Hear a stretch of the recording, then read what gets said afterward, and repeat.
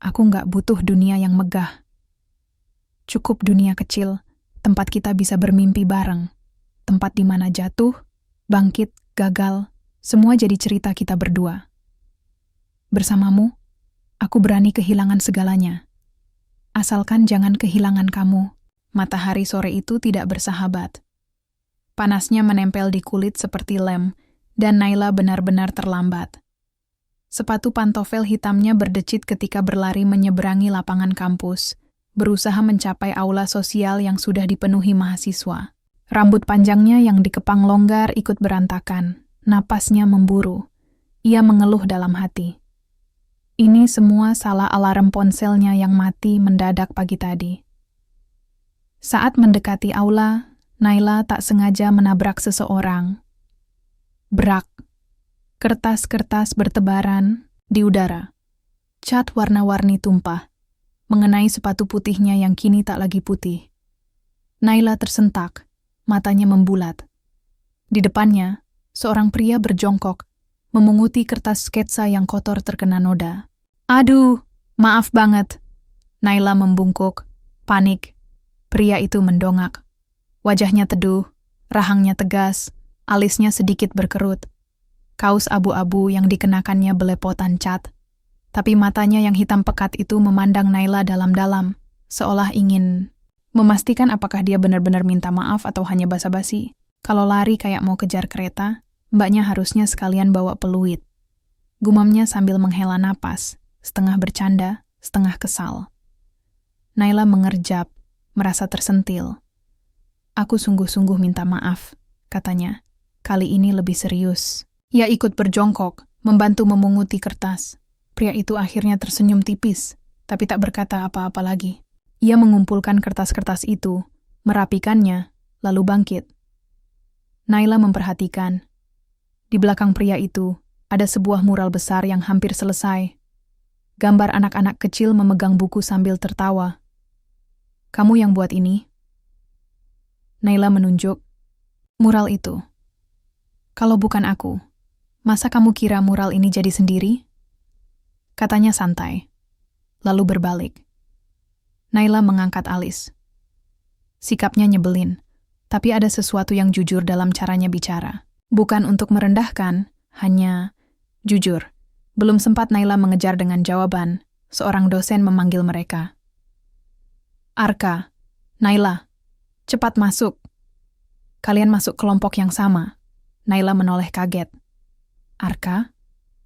Jadi ini Arka, mahasiswa seni yang katanya jago melukis dan dipilih jadi ketua proyek sosial ini? Arka hanya menyeringai kecil, lalu berjalan lebih dulu. Naila mendesah. Hari ini benar-benar aneh. Dari terlambat, menabrak orang, kena semprot, lalu harus bekerja sama dengan orang yang sepertinya tidak terlalu ramah. Namun jauh di dalam hatinya, Naila merasa aneh. Ada sesuatu tentang Arka yang membuatnya sulit berpaling, seperti ada teka-teki yang menunggu untuk dipecahkan. Di dalam aula, proyek sosial itu dipaparkan. Mereka akan merenovasi taman baca untuk anak-anak di desa sebelah. Tiap kelompok bertanggung jawab atas bagian masing-masing. Arka, sebagai ketua kelompok, langsung membagi tugas. Suaranya tegas, tak banyak basa-basi. Naila, kamu bagian administrasi, data buku-buku, buat daftar kebutuhan, koordinasi sama sponsor. Naila hampir memprotes. Tugasnya terdengar membosankan. Tapi saat melihat mata Arka yang penuh fokus, ia menahan diri. Ia tak mau terlihat manja. Ia tahu, proyek sosial ini adalah syarat kelulusan untuk program pengabdian kampus. Hari itu berlalu dengan cepat. Di sela-sela briefing, Naila memperhatikan Arka. Ia bukan tipe orang yang suka berbicara panjang lebar. Tapi setiap kali bicara, semua orang mendengarkan. Ada sesuatu dalam dirinya, entah ketulusan atau keberanian, yang membuat orang-orang mengikutinya. Di akhir pertemuan, saat semua orang mulai pulang, Naila melihat Arka duduk sendirian di teras aula, memperbaiki sepatunya yang basah kena cat tadi. Tanpa pikir panjang, Naila mendekat, menyerahkan tisu basah dari tasnya. Ini, buat bersihin, katanya pelan. Arka menatapnya sekilas. Senyum tipis melintas di wajahnya. Kali ini, Tidak ada sindiran, hanya ucapan singkat, "Makasih." Dan entah kenapa, ucapan itu membuat jantung Naila berdebar. Ia tidak tahu bahwa sore itu, pertemuan yang tampaknya biasa saja akan menjadi awal dari perjalanan hidup yang mengubah segalanya. Pagi di kampus selalu sibuk. Mahasiswa berlalu lalang seperti semut mencari makanan. Naila berjalan santai di koridor, tas jinjing mewah tergantung manis di bahunya. Sepatu sneakers putihnya berkilau, rambutnya disisir rapi, wajahnya dipulas tipis dengan makeup natural. Semuanya terencana, serba bersih, serba sempurna. Ia baru saja keluar dari kelas saat tak sengaja melihat Arka di taman kampus. Duduk di bangku tua, bersandar santai, kaos lusuh abu-abu, celana jeans belel yang tampak sudah sering dicuci. Di pangkuannya, laptop butut penuh stiker bekas tempel. Tangannya sibuk menggambar sesuatu. Naila memperlambat langkah. Ada perasaan aneh yang muncul lagi. Rasa penasaran yang sama seperti saat pertama kali bertemu. Seolah ada dua dunia yang berjalan bersebelahan, tapi terpisah garis tak kasat mata. Dunia Naila yang serba nyaman, dan dunia Arka yang sederhana. Lagi apa? Naila memberanikan diri mendekat. Arka hanya menoleh sekilas. Deadline mural minggu. Depan. Mau nggak mau harus dikejar. Naila duduk di ujung bangku, menjaga jarak. Ia memperhatikan sketsa di laptop Arka. Gambar tangan-tangan kecil yang saling meraih bintang. Keren. Gumam Naila tulus. Arka mengangkat alis, seolah ragu Naila benar-benar paham seni, atau sekadar basa-basi. Kamu beneran ngerti? Atau, cuma sopan? Tanyanya datar. Naila terkekeh. Nggak ngerti detail sih. Tapi aku suka lihat sesuatu yang bikin hati hangat. Arka menutup laptopnya pelan. Untuk pertama kalinya, dia tersenyum lebih lebar. Bukan sekadar senyum formal. Senyum yang jujur. Hari-hari berikutnya mereka sering bertemu. Karena proyek sosial itu menuntut mereka bekerja sama intens. Naila mengurusi administrasi. Arka mengurus desain dan eksekusi. Semakin lama, Naila semakin sadar. Arka bukan tipe orang yang hidup untuk dipuji.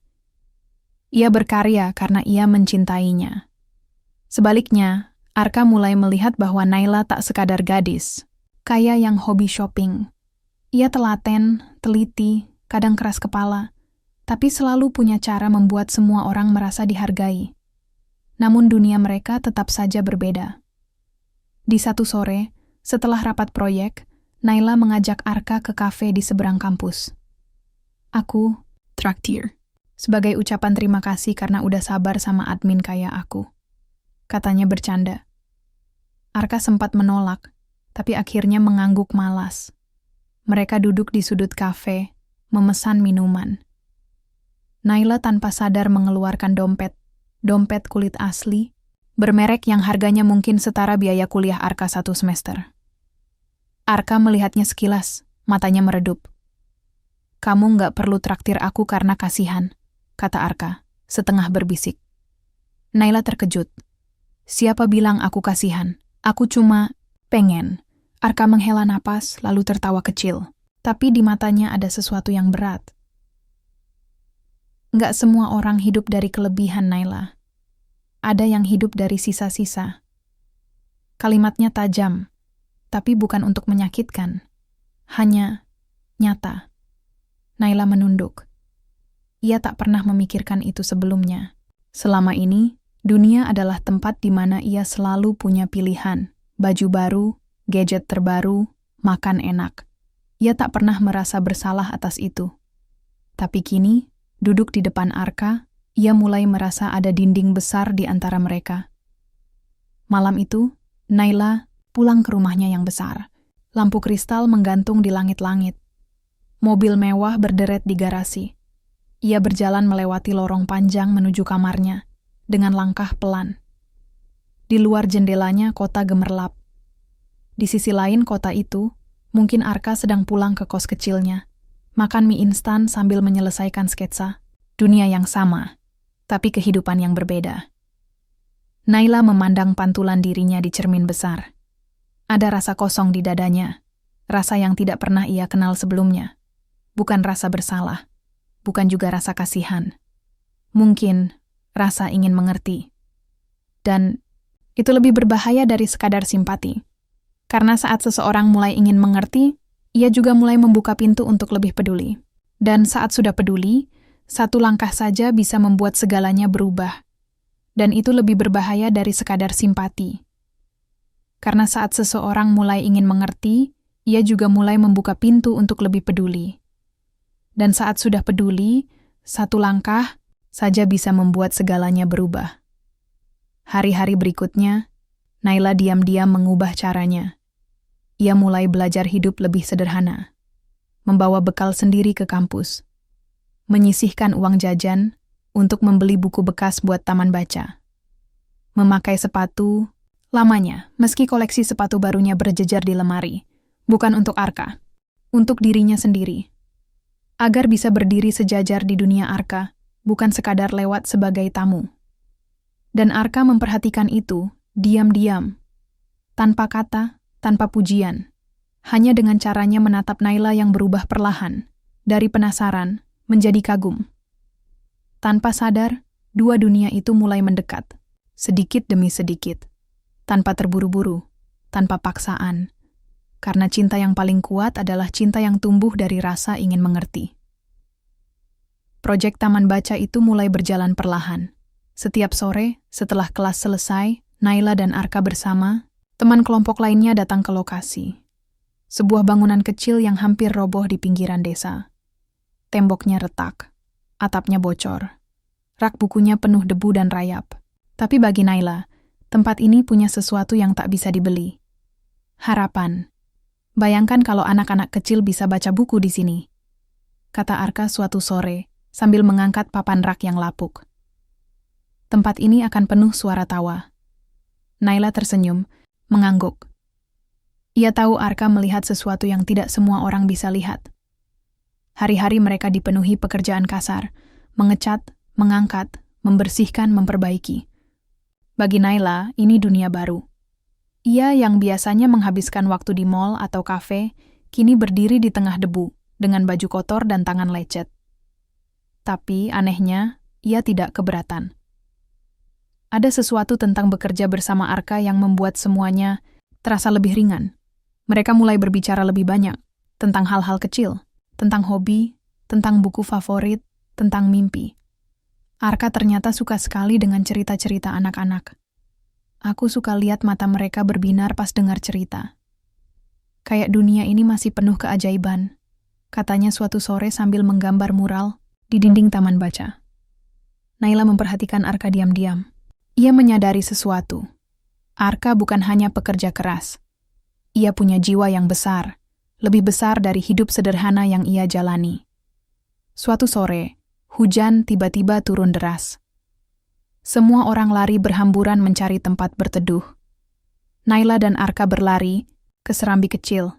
Baju mereka basah, nafas memburu. Naila tertawa kecil, merasakan dinginnya hujan di kulit. Ia menoleh ke Arka, yang juga tersenyum sambil menyapu rambut basah dari dahinya. Suasana hening beberapa detik. Dan untuk pertama kalinya, Naila melihat Arka bukan sebagai pria yang keras kepala, bukan juga sebagai ketua proyek yang tegas. Ia melihat Arka sederhana, apa adanya, jujur. Kamu nggak takut hidup kayak gini terus? Tanya Naila tanpa sadar, suaranya tenggelam di antara suara hujan. Arka mendongak, menatap langit kelabu. Aku nggak takut hidup sederhana, katanya pelan. Aku cuma takut berhenti bermimpi. Jawaban itu menggantung di udara, lebih berat dari derasnya. Hujan. Malam itu Naila sulit tidur. Ia berbaring di tempat tidurnya yang empuk, selimut tebal membungkus tubuhnya, tapi pikirannya melayang pada percakapan mereka, pada ketulusan Arka, pada mimpinya yang sederhana tapi besar. Ia mulai bertanya-tanya, selama ini, apa yang benar-benar ia impikan? Menjadi sukses? Bahagia? Dicintai? Atau hanya ingin merasa hidup? Hubungan Naila dan Arka makin dekat. Bukan dalam bentuk kata-kata manis, bukan juga lewat sentuhan, tapi lewat kebersamaan. Lewat caranya Arka memanggil Naila dengan setengah menggerutu. Naila, tisu catnya tumpah, tolong bersihin. Lewat caranya Naila menyodorkan minuman dingin ke Arka tanpa banyak bicara. Lewat tawa kecil, diam-diam saat mereka melihat teman lain terpeleset lumpur. Lewat perhatian kecil yang tumbuh perlahan, seperti akar pohon yang menguat di tanah tanpa suara. Namun di balik semua kehangatan itu, ada mata lain yang memperhatikan. Kirana, sahabat Naila sejak SMP, mulai merasa terganggu. Ia memperhatikan perubahan Naila, dari gadis populer yang selalu dikelilingi banyak teman, menjadi gadis yang lebih suka menghabiskan waktu dengan Arka. Kirana tidak mengerti, bagaimana bisa Naila, yang punya segalanya, memilih bergaul dengan seseorang yang nyaris tak punya apa-apa. Di matanya, Arka adalah ancaman. Ancaman terhadap dunia nyaman yang selama ini mereka jalani bersama. Dan dalam diam, Kirana mulai merencanakan sesuatu.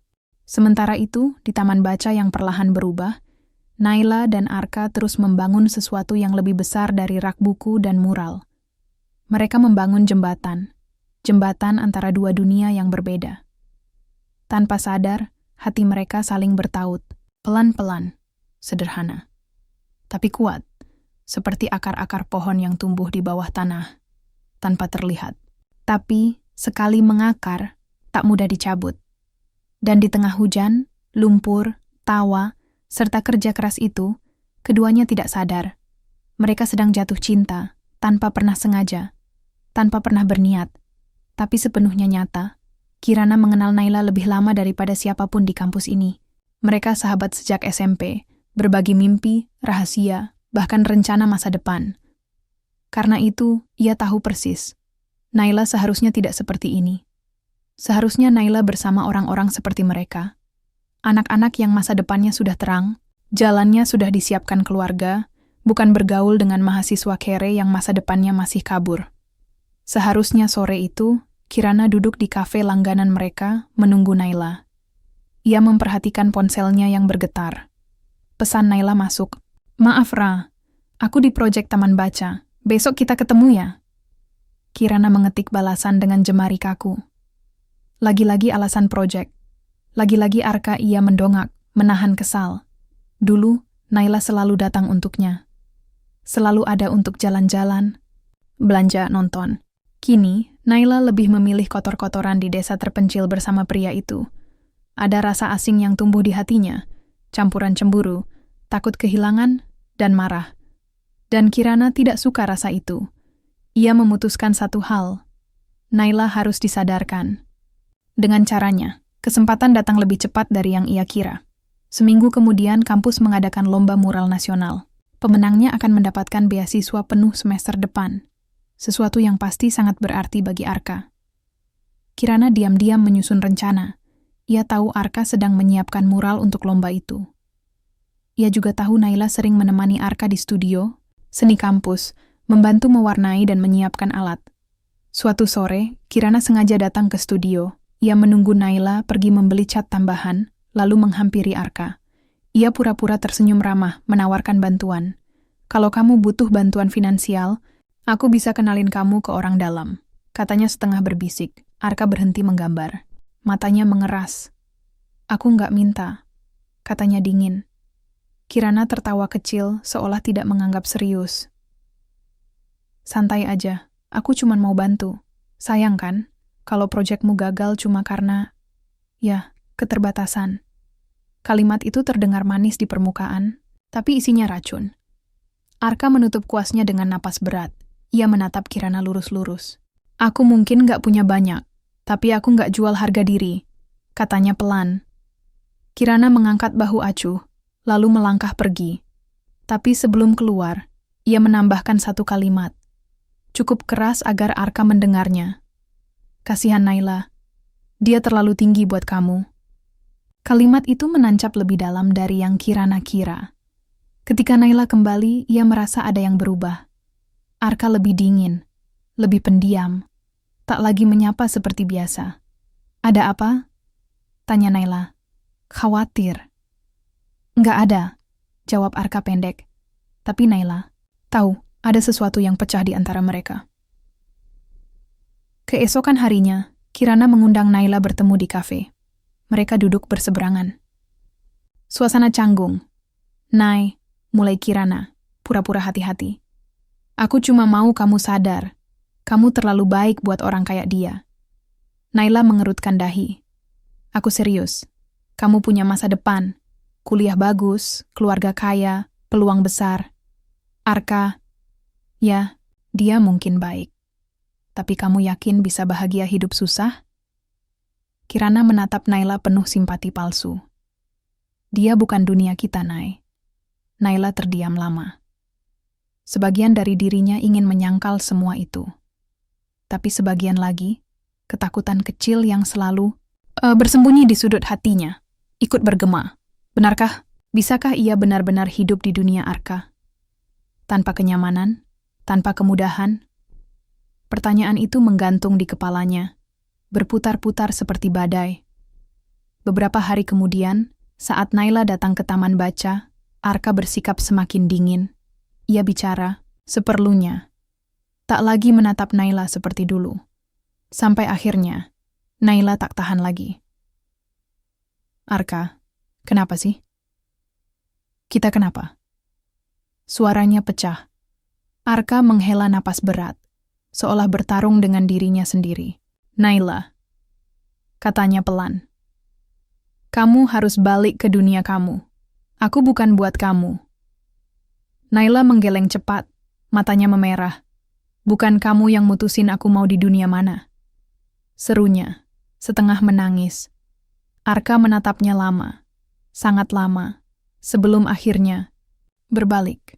Meninggalkan Naila berdiri sendirian. Di tengah mural belum selesai, dengan hati yang retak. Malam itu, Naila menangis diam-diam di kamarnya. Bukan hanya karena Arka pergi, tapi karena ia takut Kirana benar. Takut bahwa cinta saja mungkin tidak cukup untuk melawan dunia. Dan untuk pertama kalinya, Naila sadar, mencintai seseorang itu mudah. Mempertahankan cinta di tengah perbedaan, itu yang sesungguhnya sulit. Di luar jendela, hujan turun deras, seperti hatinya. Basah, kosong, dan patah. Sejak hari itu, Naila dan Arka seperti dua planet yang berputar di orbit berbeda. Di kampus, Naila tetap tersenyum, tetap mengangguk sopan saat teman-temannya menyapa, tetap hadir di kelas-kelas, tapi di dalam dirinya sesuatu berubah, senyumnya kosong, tawanya hampa, seolah sebagian dari dirinya tertinggal di taman baca itu. Bersama mural setengah jadi, bersama Arka yang kini menjauh. Kirana, yang melihat perubahan itu, merasa lega, sekaligus bersalah. Ia berhasil menjauhkan Naila dari Arka. Tapi ia tidak pernah membayangkan bahwa sahabatnya akan kehilangan cahayanya juga. Namun Kirana terlalu takut mengakuinya, terlalu takut kehilangan Naila sepenuhnya. Jadi ia berpura-pura semuanya baik-baik saja, seperti semua orang lainnya. Sementara itu, Arka tenggelam dalam pekerjaannya. Ia menyelesaikan mural lomba dengan kerja keras yang hampir gila. Lukisan itu, warna-warni anak-anak kecil yang memegang bintang, semakin dalam, semakin kuat. Karena kini, selain mimpi masa kecilnya, ada rasa kehilangan yang ia tuangkan dalam setiap guratan. Malam-malam panjang dilaluinya sendirian, di ruang studio kosong. Dengan musik pelan, suara hujan, dan bayang-bayang Naila yang tak mau pergi dari pikirannya. Arka tahu ia telah menyakiti Naila, tapi ia lebih takut pada hal lain. Takut menyeret Naila ke dalam dunia yang keras, tanpa mampu memberinya perlindungan yang layak. Kadang, mencintai berarti melepaskan. Bahkan, jika itu menghancurkan dirimu sendiri. Waktu berjalan, proyek taman baca hampir selesai, mural lomba selesai. Tapi di hati Naila, tidak ada kata selesai. Setiap kali melihat anak-anak kecil tertawa membaca buku di taman baca, hatinya terasa sesak. Ia sadar, disinilah ia ingin berada. Bukan di mall, bukan di pesta, bukan di antara orang-orang yang bicara tentang uang dan jabatan. Ia ingin hidup di tempat di mana tawa sederhana lebih berharga daripada apapun. Dan itu berarti, ia ingin hidup di dunia Arka. Apapun risikonya. Suatu sore, Naila berdiri sendirian di depan taman baca yang kini sudah dicat bersih. Di dinding, mural anak-anak yang meraih bintang terlihat begitu hidup, seolah mereka akan keluar dari tembok kapan saja. Naila menatap mural itu lama, lalu tanpa sadar, Air mata mengalir pelan di pipinya. Bukan air mata sedih. Bukan juga air mata marah, melainkan air mata dari luka yang tumbuh menjadi tekad. Malam itu Naila mengambil keputusan. Ia menulis surat panjang untuk ayah dan ibunya, menceritakan apa yang sebenarnya ia rasakan. Tentang hidup yang terlalu nyaman, terlalu kosong. Tentang impian kecil yang ia temukan di taman baca itu. Tentang keinginannya untuk hidup, bukan hanya untuk mengejar status, tapi untuk bermakna. Ia tahu risikonya. Ia tahu mungkin ia akan ditertawakan, mungkin ia akan kehilangan banyak. Tapi ia lebih takut hidup tanpa arti. Keesokan harinya, Naila datang ke kampus lebih awal. Ia menunggu Arka di depan studio mural. Saat Arka muncul, dengan kaos lusuh dan tas, ransel usang, Naila langsung berdiri. Arka berhenti, ragu. "Naila, ngapain?" Suaranya berat. Naila tersenyum kecil, matanya masih merah, tapi suaranya mantap. "Aku mau kasih tahu satu hal." Arka menatapnya, menahan napas. "Aku tetap pilih dunia kamu," kata Naila pelan. Tak ada pidato panjang, tak ada janji manis, hanya satu kalimat sederhana. Tapi bagi Naila, itu adalah kebenaran yang ia temukan setelah semua luka dan pertarungan batin. Arka menunduk, menutup matanya sejenak. Di dalam dirinya, ada badai yang mengamuk, rasa bersalah, rasa takut, rasa cinta yang membuncah. "Aku nggak bisa janji apa-apa," gumamnya akhirnya. "Aku juga nggak minta apa-apa," jawab Naila, tersenyum. Untuk pertama kalinya, setelah sekian lama, mereka saling menatap tanpa beban, tanpa jarak. Seolah luka di hati mereka perlahan menjadi jembatan, bukan tembok. Dan di sudut dunia kecil mereka yang berantakan ini, cinta itu tumbuh, sederhana, pelan, tapi tak tergoyahkan. Karena cinta sejati bukan tentang siapa yang punya, lebih banyak. Bukan tentang dunia mana yang lebih tinggi. Tapi tentang siapa yang berani tinggal, meski tahu jalan di depan penuh luka. Kebahagiaan itu singkat. Kadang terasa seperti matahari yang muncul sebentar di sela hujan deras, hanya sekejap, lalu kembali menghilang. Begitu juga dengan Naila dan Arka. Setelah pertemuan itu, hari-hari mereka dipenuhi semangat baru. Taman baca resmi dibuka. Anak-anak kecil berlarian, tertawa sambil memeluk buku-buku usang yang kini tampak baru. Naila dan Arka berdiri berdampingan, tersenyum melihat hasil kerja keras mereka. Untuk sesaat, dunia terasa cukup, tapi hidup tak pernah. Diam terlalu lama. Suatu malam, saat Naila pulang dari taman baca, ia menemukan ayah dan ibunya sudah menunggunya di ruang tamu.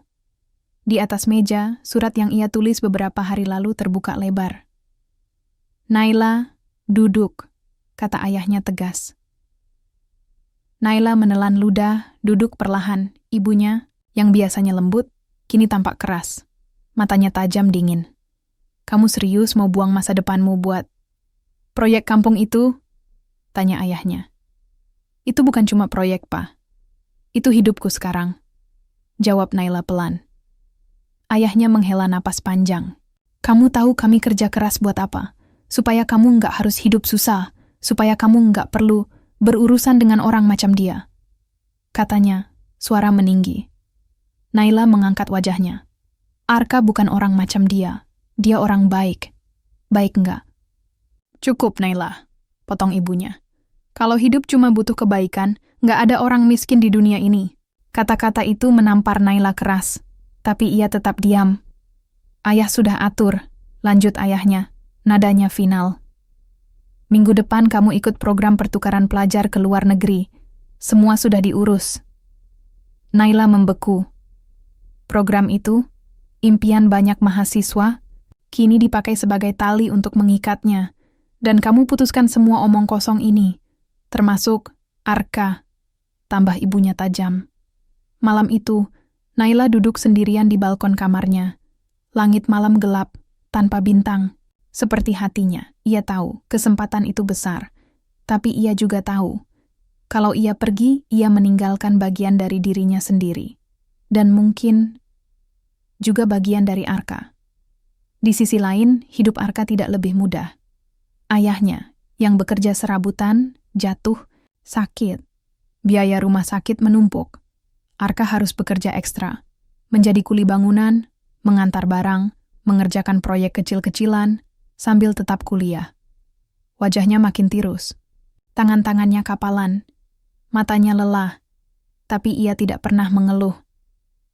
Hanya sesekali, saat duduk sendirian di taman baca, ia bertanya dalam hati, apa benar ia pantas membawa Naila ke dunia sekeras ini?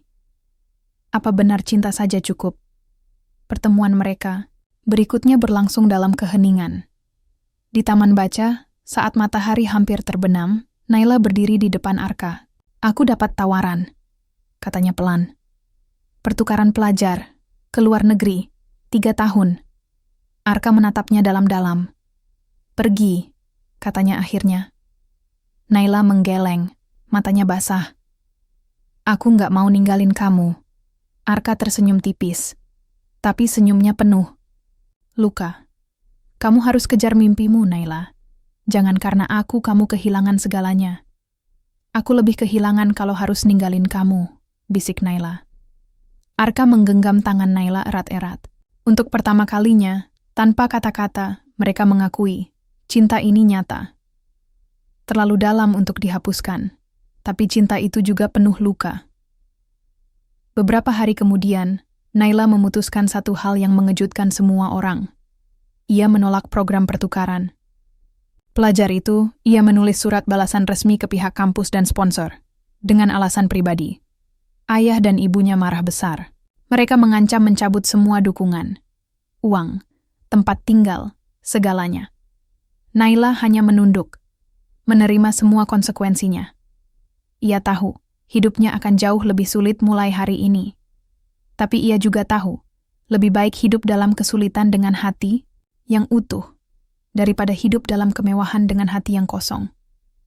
Arka, yang mendengar keputusan Naila, hampir tak percaya.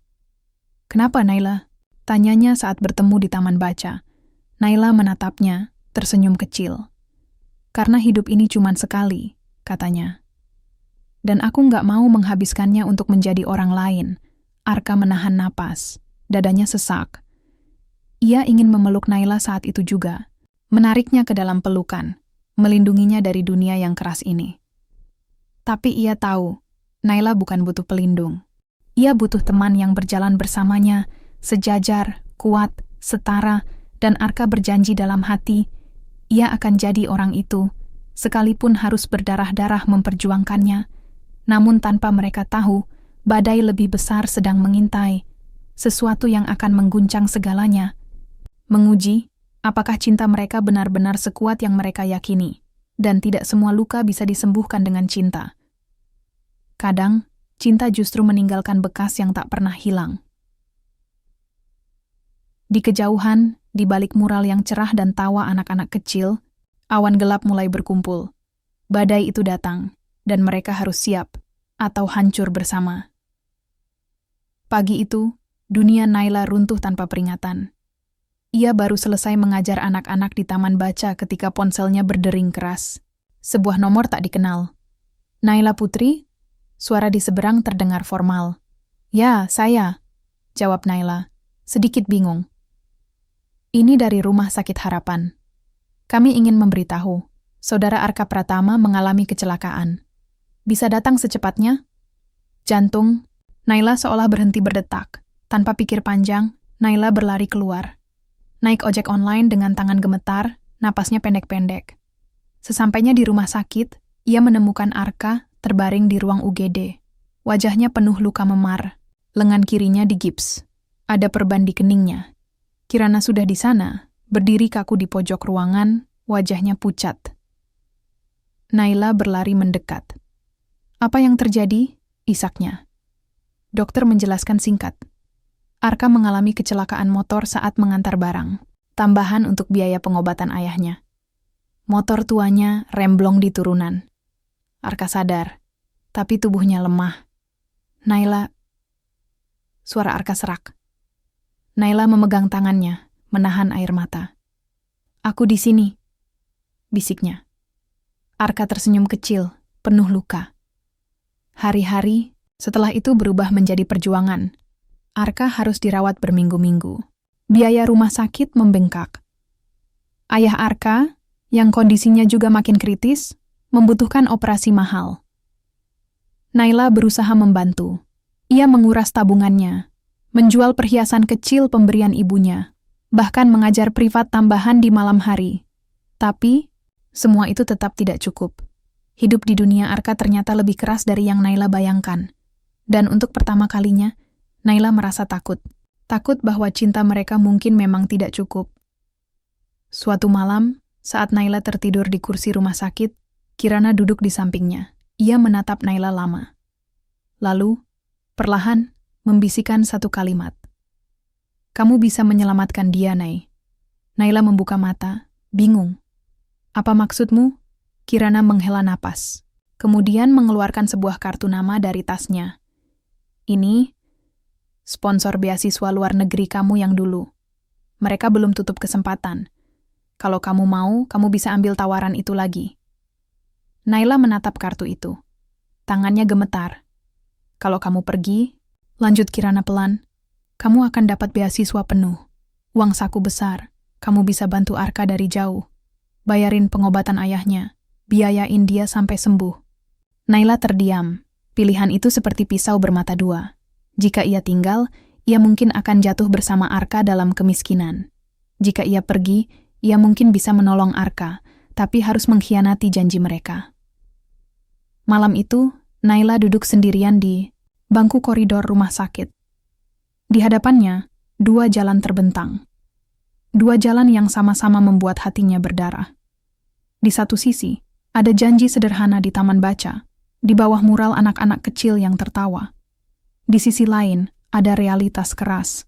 Tagihan rumah sakit, kemiskinan, masa depan yang gelap. Mana yang harus ia pilih? Cinta? Atau pengorbanan yang membunuh cintanya sendiri? Esok paginya, Naila membuat keputusan. Ia mencium dahi Arka yang masih tidur, memandanginya lama. Lalu perlahan, ia meninggalkan kamar rumah sakit itu, tanpa pamit, tanpa janji, hanya dengan doa dalam hati, "Semoga kamu mengerti." Suatu hari nanti. Beberapa hari kemudian, Arka bangun dari tidurnya dan menemukan Naila sudah tidak ada. Ia menanyakan ke suster, menanyakan ke Kirana, menanyakan ke semua orang. Tapi jawaban yang ia terima hanya, "1. Naila pergi." Tidak ada penjelasan. Tidak ada surat. Hanya sepi. Hanya luka yang tiba-tiba menganga. Di taman baca, mural besar anak-anak kecil yang meraih bintang kini mulai memudar di terpa hujan. Seperti cinta mereka. Memudar, tapi tidak pernah benar-benar hilang. Hanya tersembunyi di balik kenangan, menunggu waktu untuk bangkit kembali, atau menghilang selamanya. Dan di seberang lautan, di sebuah kota asing yang jauh dari tanah kelahirannya, Naila berdiri di jendela apartemen kecilnya. Ia memeluk dirinya sendiri, menahan dingin. Menahan rindu yang menggerogoti hatinya malam demi malam. Tapi ia bertahan. Karena cinta sejati kadang berarti pergi untuk melindungi. Bukan tinggal untuk menghancurkan, meski rasanya seperti mati perlahan. Dalam hidup, tidak semua orang yang pergi itu berhenti mencintai. Kadang, mereka pergi justru karena terlalu mencintai. Dan, kadang, luka terbesar dalam hidup bukanlah karena kehilangan, tapi karena harus memilih. Memilih untuk menyakiti orang yang paling kita cintai, demi menyelamatkannya. 3 tahun berlalu, 3 musim dingin, 3 musim semi, 3 musim gugur, 3 musim panas. Bagi Naila, semuanya berlalu seperti lembaran buku, yang terbang tertiup angin, cepat tak terpegang. Ia berhasil lulus dengan predikat terbaik, mendapat tawaran kerja di perusahaan internasional, punya apartemen kecil, tabungan yang cukup, hidup yang stabil. Tapi di hatinya, ada ruang kosong yang tidak pernah bisa diisi oleh apapun. Ruang itu bentuknya seperti taman baca berdebu. Seperti mural anak-anak kecil yang meraih bintang. Seperti senyum sederhana seorang pria bermata teduh bernama Arka. Suatu sore di musim semi, Naila menerima email dari Indonesia. Isinya undangan reuni dari komunitas taman baca. Mereka akan merayakan ulang tahun keempat taman baca itu. Dan mural Arka akan direnovasi untuk pertama kalinya. Naila menatap layar laptopnya lama. Berangkat atau tidak? Membuka luka lama? Atau membiarkannya tetap tersembunyi? 2 minggu kemudian, Naila kembali menjejak tanah kelahirannya. Semua terasa asing dan akrab sekaligus. Udara panas, bau tanah basah, suara klakson bersahut-sahutan. Dan di tengah semua itu, hatinya berdebar keras. Ia tahu ia tidak hanya pulang untuk reuni. Ia pulang untuk menghadapi masa lalunya. Hari perayaan taman baca itu cerah. Anak-anak kecil berlarian di antara buku-buku. Baru, orang tua tersenyum bangga. Relawan sibuk menyiapkan makanan sederhana. Naila berdiri di pojok, memandang mural lama yang sudah mulai pudar. Tapi ia bisa melihat dengan jelas. Warna biru cerah, tangan kecil yang menggapai bintang, dan tanpa sadar, air matanya jatuh. Karena ia tahu siapa yang melukis itu, dan betapa banyak luka yang tersembunyi di balik warnanya. Naila, sebuah suara berat memanggilnya dari belakang. Naila membalikkan badan perlahan. Dan di sana, berdiri seorang pria dengan kemeja sederhana, celana jeans lusuh, dan tas selempang. Tua, Arka bertahun-tahun berlalu, tapi matanya masih sama. Teduh, dalam, dan penuh luka yang disembunyikan di balik senyuman tipis. Naila membeku. Napasnya tercekat. Arka berjalan mendekat, pelan. Seolah takut satu gerakan salah bisa membuat segalanya runtuh lagi. "Hai," katanya. Naila membuka mulut, tapi tidak ada suara keluar. Akhirnya ia hanya mengangguk, menahan air mata. Mereka duduk di bangku kayu di bawah pohon besar. Seperti dulu, awkward, diam, tapi penuh kata-kata yang tidak pernah terucapkan. "Aku dengar kamu sukses," kata Arka akhirnya, menatap ke arah anak-anak yang tertawa. Naila tersenyum tipis. "Aku dengar kamu masih di sini," balasnya. Arka mengangguk. "Ayahku meninggal setahun lalu," katanya suara pelan. "Aku tetap di sini, bangun taman baca ini, ngajar anak-anak, melukis mural-mural kecil." Naila menunduk, dadanya sesak. "Maaf aku nggak ada waktu itu," bisiknya. Arka tersenyum, pahit. "Kamu ada, Naila, selalu ada, dimanapun kamu berada." Naila mengerjap, menahan air mata. Mereka berbicara lama, tentang hidup, luka, masa lalu, dan masa depan. Tapi di sela-sela kata itu semua, ada pertanyaan besar yang menggantung. Masihkah ada tempat untuk kita? Atau semua sudah terlambat? Malam turun perlahan. Orang-orang mulai pulang. Taman baca sunyi. Hanya Naila dan Arka yang masih duduk di sana. "Aku harus balik ke luar negeri bulan depan," kata Naila perlahan. Arka mengangguk. Tidak ada ekspresi di wajahnya. Tapi Naila tahu, di balik ketenangan itu hatinya hancur. "Aku pengen lebih sering pulang," tambah Naila cepat. "Mungkin cari kerja di sini." Arka menoleh, menatapnya. "Kamu yakin?" tanyanya. Naila menarik napas panjang. "Aku capek hidup di tempat yang salah, Arka. Capek pura-pura bahagia." Arka menunduk, tangannya mengepal di pangkuannya. "Aku bukan siapa-siapa, Naila," bisiknya. "Aku nggak bisa janji apa-apa.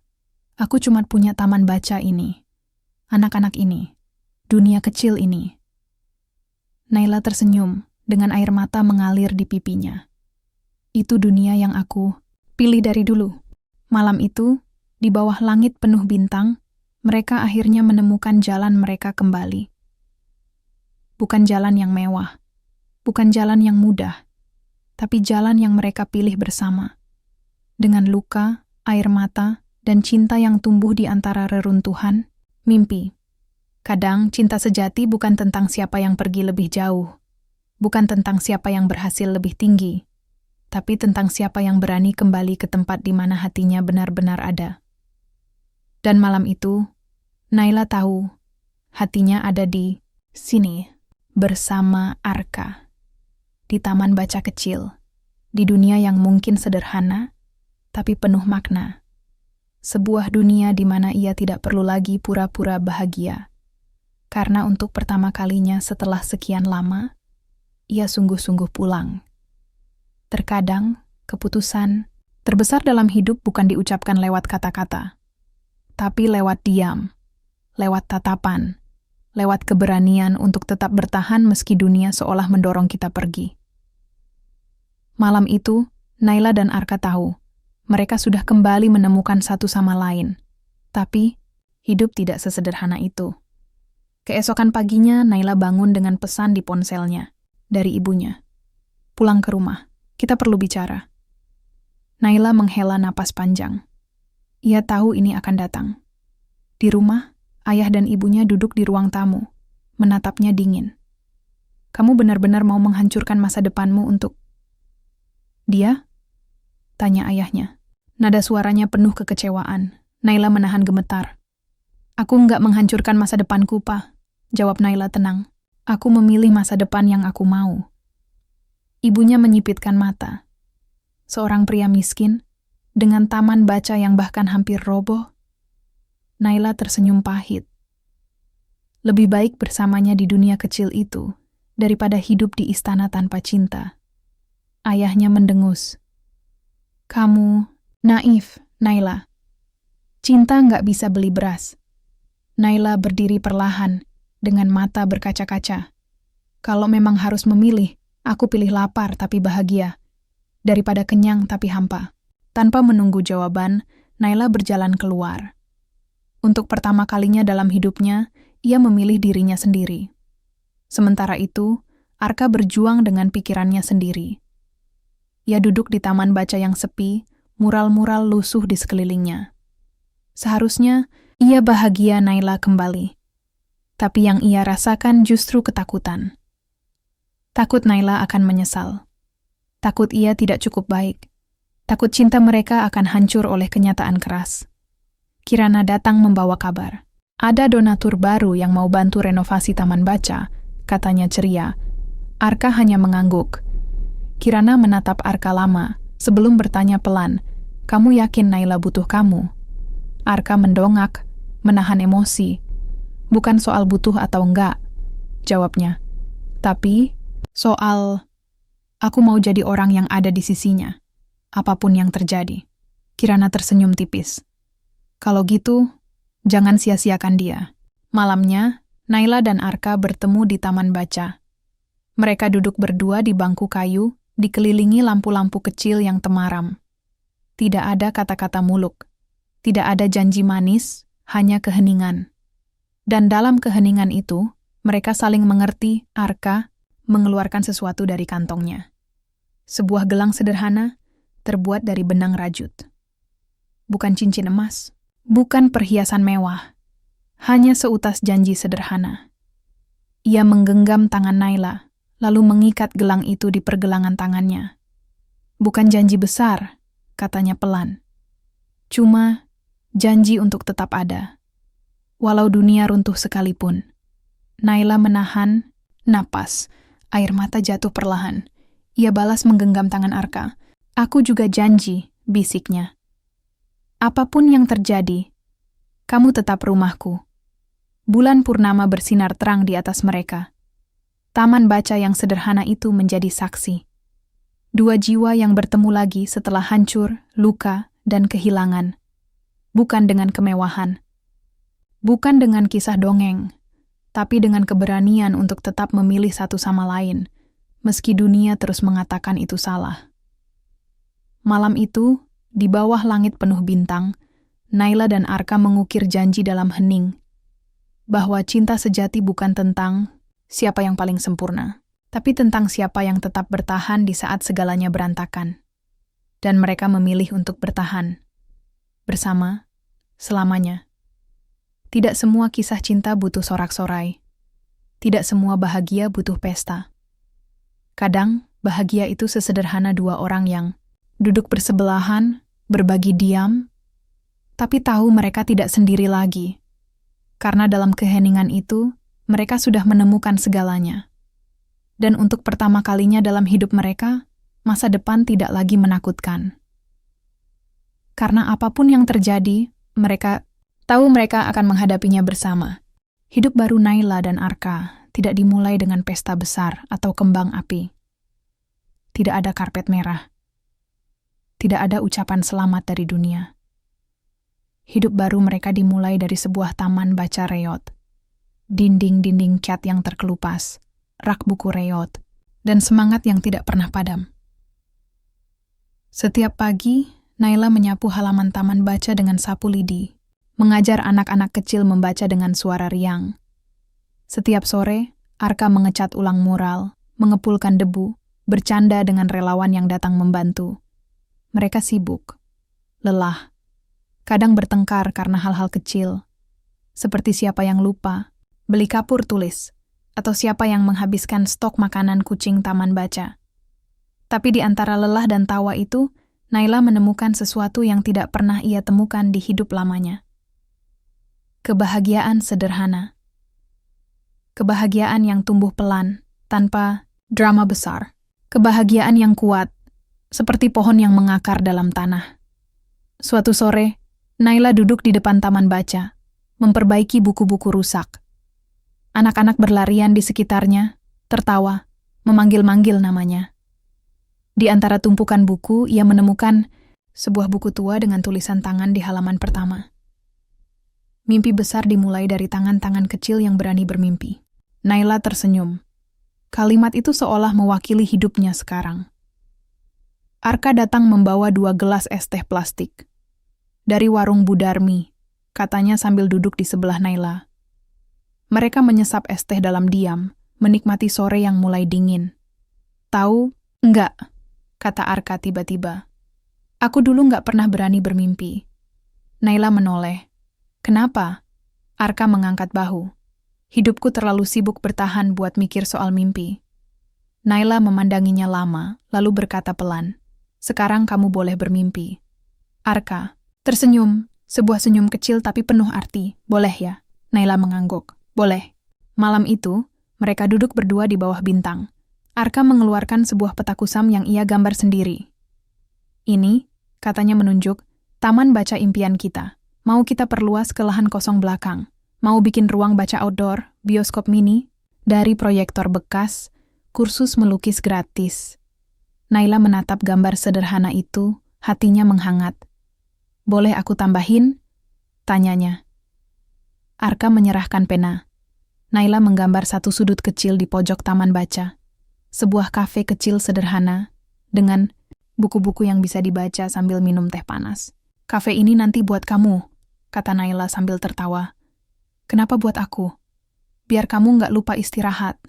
Biar kita bisa tua bersama sambil ngopi tiap sore. Arka tertawa kecil, matanya berbinar. Di bawah langit malam, di tengah dunia kecil yang berantakan itu, mereka membangun mimpi bersama. Mimpi yang tidak butuh banyak, hanya butuh 2 hati yang saling percaya. Waktu berjalan cepat, taman baca perlahan berubah. Dengan bantuan donatur kecil, kerja keras relawan, dan semangat anak-anak yang tak pernah padam, taman baca itu hidup kembali. Warna mural baru mewarnai dinding. Rak buku penuh lagi. Kelas menggambar, kelas membaca, bahkan kelas musik sederhana mulai dibuka. Naila sibuk mengajar. Arka sibuk membetulkan genteng bocor, mengecat pagar, memperbaiki proyektor bekas. Hidup mereka jauh dari kata mewah. Kadang masih dihantui kekhawatiran soal uang, soal masa depan. Tapi setiap malam, saat mereka duduk berdua, berbagi teh panas dan senyuman lelah, mereka tahu satu hal pasti. Mereka sudah menemukan dunia mereka. Dunia kecil yang mungkin tidak sempurna di mata orang lain, tapi sempurna di mata mereka sendiri. Pada ulang tahun kelima Taman Baca, Naila dan Arka mengadakan acara kecil-kecilan. Anak-anak menyanyi lagu sederhana, relawan membacakan puisi. Dan di akhir acara, Naila berdiri di depan semua orang. Mikrofon gemetar di tangannya. Aku dulu pikir, katanya. Suara bergetar. Bahagia itu soal seberapa tinggi kita terbang, seberapa jauh kita pergi. Ia menoleh ke arah Arka yang berdiri di belakang, tersenyum. Tapi ternyata, bahagia itu soal siapa yang kita genggam saat kita jatuh. Semua orang bertepuk tangan. Dan di antara suara riuh itu, Naila tahu, ia tidak salah memilih. Hidup baru mereka tidak dipenuhi glamour, tapi dipenuhi makna. Bersama, mereka membuktikan, kebahagiaan sejati bukan tentang apa yang kita miliki, tapi tentang siapa yang kita pilih untuk menjalani hidup ini, dan mereka memilih satu sama lain, tanpa syarat, tanpa ragu, selamanya. Hidup tidak pernah membiarkan seseorang terlalu lama bernafas lega, seperti ombak yang tenang, hanya untuk kembali menghantam lebih keras. Begitu juga yang terjadi pada Naila dan Arka. Semuanya bermula dari surat itu. Sebuah surat bercap resmi yang datang suatu sore, saat Naila sedang mengajari anak-anak tentang warna-warna. Arka yang menerima surat itu pertama kali. Amplop coklat polos, cap berdebu. Tapi ketika Arka membuka dan membaca isinya, wajahnya langsung memucat. Naila menghampiri, bingung. Ada apa? Arka menatap Naila lama, seolah mencari kata-kata. Ada yang mau beli tanah taman baca ini, katanya akhirnya, suaranya berat. Dan kita harus pergi. Naila membeku. Malam itu dunia kecil mereka terasa runtuh. Tanah tempat taman baca berdiri selama bertahun-tahun ternyata masih milik seseorang, pewaris lama yang kini ingin menjualnya ke pengembang properti. 1 bulan. Itu waktu yang diberikan untuk mengosongkan tempat ini, atau mereka akan digusur paksa. Malam-malam panjang penuh kecemasan dimulai.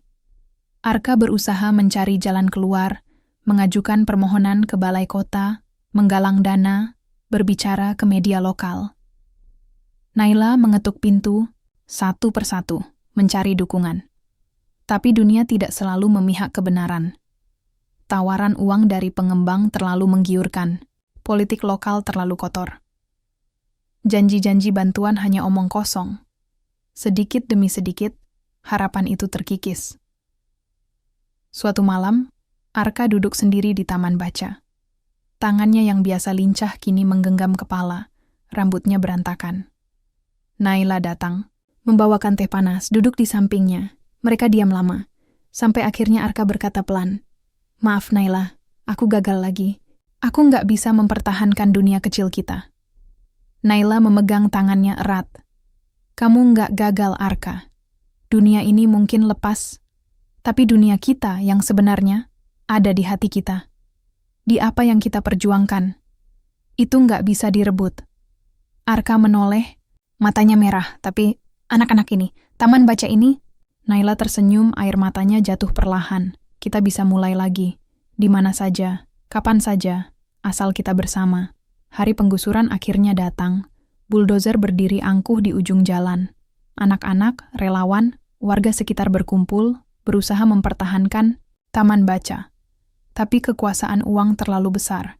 Teriakan, tangisan, buku-buku beterbangan. Naila berdiri di tengah puing-puing, memeluk rak buku terakhir yang tersisa. Arka berlari ke arahnya, menggenggam tangannya. "Kita pergi," katanya, suaranya serak. Naila menoleh, mengangguk dengan air mata membanjir. Mereka berjalan menjauh, meninggalkan dunia kecil mereka yang hancur, tangan saling menggenggam erat. Di balik punggung mereka, taman baca ambruk menjadi debu. Tapi di dalam hati mereka, dunia itu tetap hidup. Minggu-minggu berikutnya, mereka hidup di rumah kontrakan kecil, penuh kekurangan, penuh kecemasan, tapi juga penuh keberanian. Setiap pagi, Naila mengajar anak-anak di lapangan kosong. Menggunakan tikar seadanya, papan tulis bekas, buku-buku robek yang berhasil mereka selamatkan. Arka bekerja serabutan, membetulkan genteng, memperbaiki motor, apa saja demi bertahan hidup.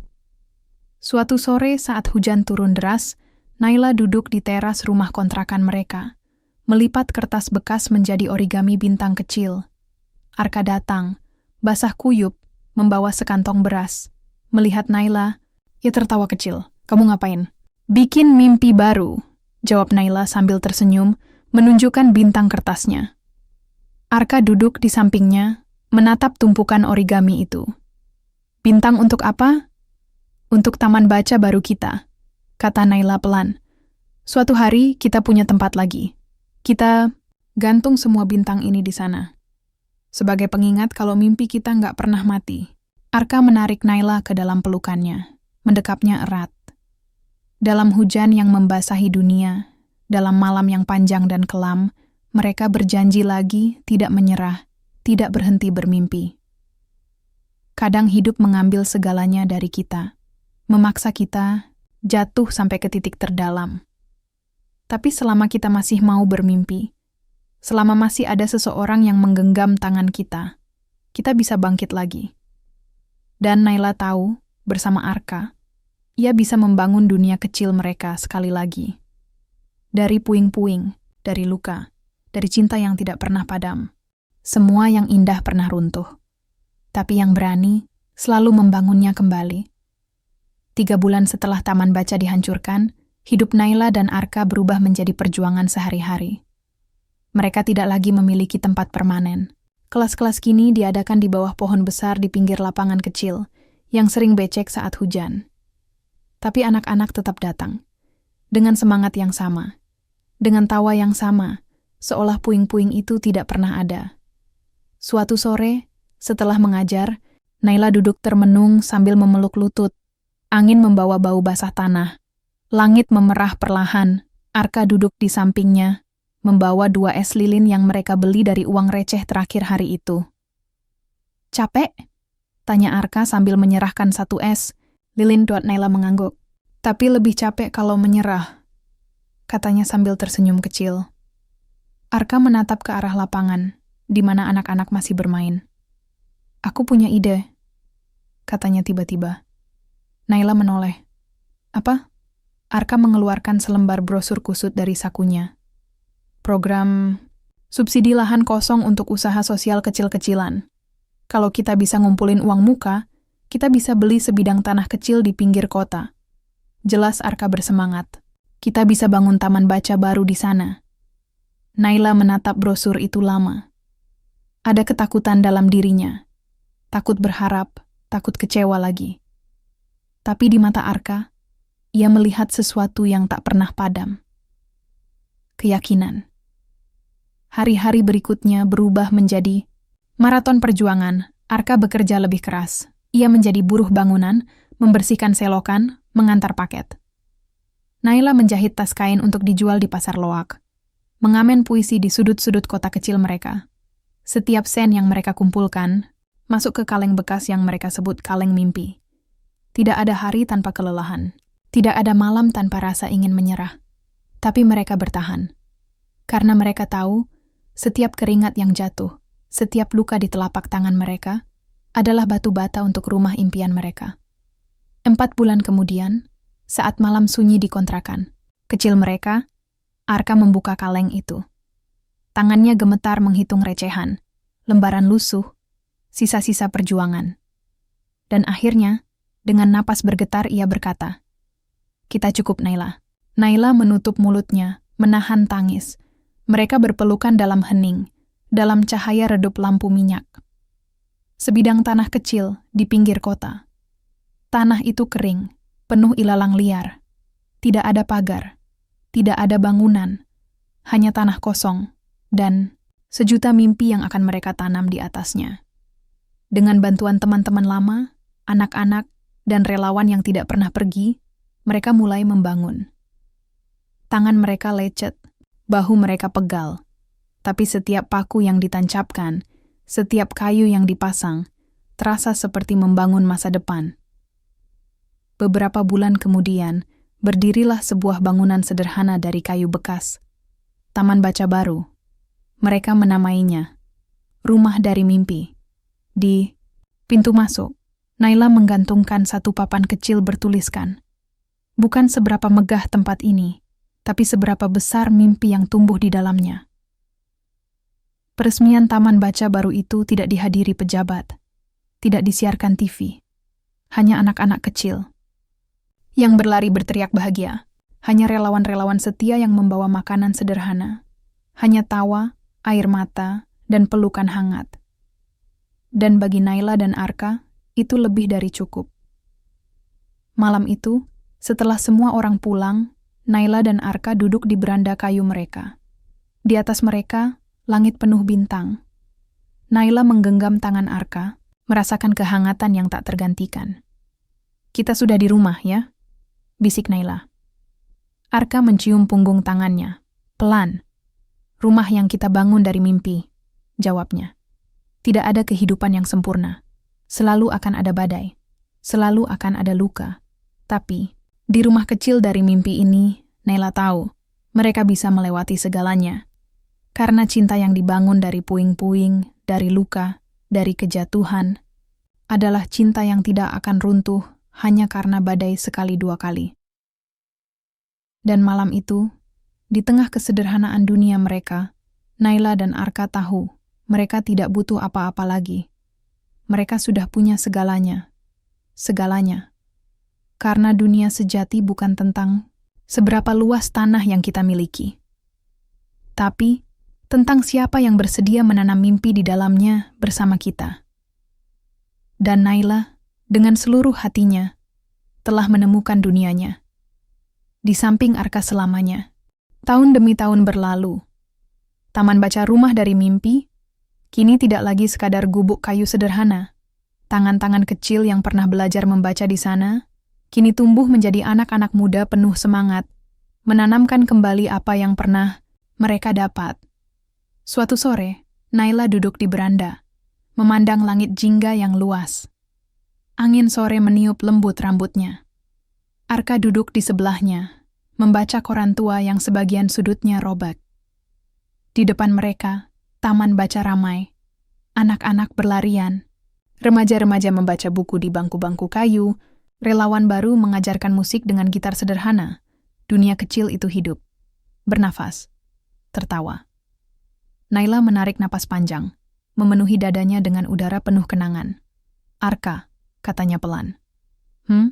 "Aku bersyukur pernah jatuh," katanya sambil tersenyum. Arka menoleh, menaikkan satu alis. "Kalau aku nggak pernah jatuh," lanjut Naila, "aku nggak akan pernah tahu siapa yang mau tetap tinggal." Arka tersenyum kecil, senyum penuh cerita, senyum yang hanya dipahami mereka berdua. Malam itu, Taman Baca mengadakan acara kecil memperingati tahun kelima berdirinya Rumah dari Mimpi. Anak-anak membacakan puisi. Remaja-remaja memainkan musik akustik. Relawan membuat pameran foto perjalanan, mereka dari awal hingga kini. Di tengah acara, Naila dan Arka dipanggil maju. Semua orang berdiri, bertepuk tangan. Naila menggenggam tangan Arka erat, bukan karena gugup, tapi karena penuh rasa syukur. Mereka berdiri di depan semua orang, di depan dunia kecil yang mereka bangun dari debu dan mimpi. Dan di sana, Naila berbicara.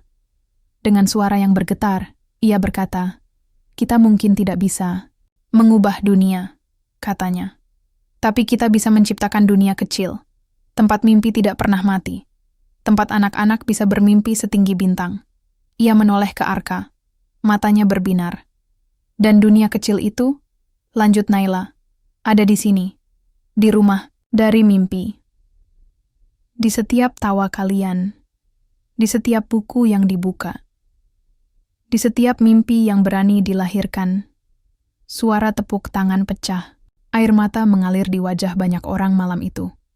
Setelah acara selesai, Naila dan Arka kembali duduk di beranda seperti biasa. Langit malam membentang luas di atas mereka, penuh bintang, penuh harapan. Arka mengeluarkan sebuah kotak kecil dari sakunya. Naila menoleh, bingung. "Apa ini?" Arka tersenyum. "Buka saja." Dengan jari gemetar, Naila membuka kotak itu. Di dalamnya, sebuah cincin sederhana, polos, tidak mewah, tapi di dalamnya terukir kata-kata kecil. "Untuk dunia kecil kita." Naila menutup mulutnya, air mata menggenang.